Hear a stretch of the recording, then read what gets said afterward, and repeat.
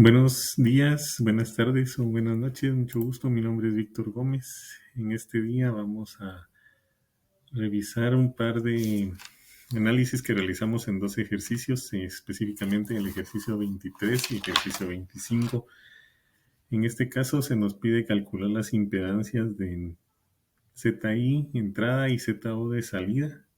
En este caso tenemos un análisis de un BJT-NCA en configuración de polarización fija. Iniciamos con nuestra corriente, encontrando nuestras corrientes, corriente de base, corriente de colector. Bueno, hay que hacer ver que tenemos algunos datos de resistencias, ¿verdad? De base, colector, no tenemos resistencia de emisor. El beta igual a 60 y nuestra resistencia de salida de 40 mil ohmios.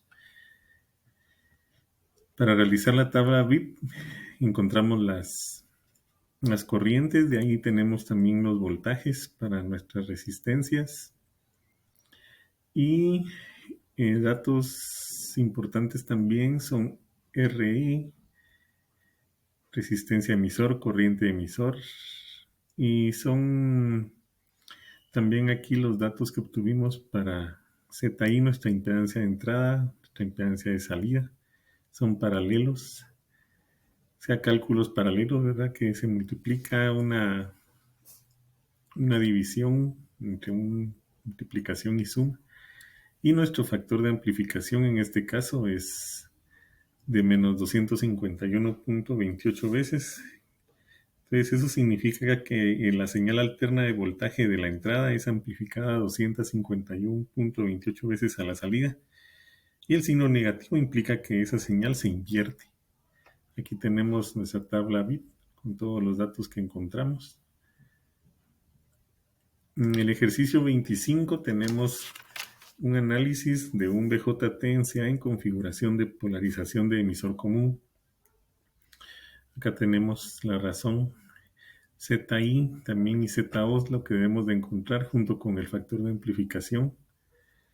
Y en este caso usamos también las ecuaciones ya vistas en clase para encontrar corriente de base, encontrar corriente de emisor, corriente de colector, nuestros voltajes de resistencias de base, colector, de emisor, nuestro voltaje de colector a emisor, nuestra RE. Aquí ya vemos nuestra tabla BIP que hemos ido ingresando los datos obtenidos. Y acá tenemos ya en este caso, nuestro factor de amplificación, que en este caso es de menos 1.81.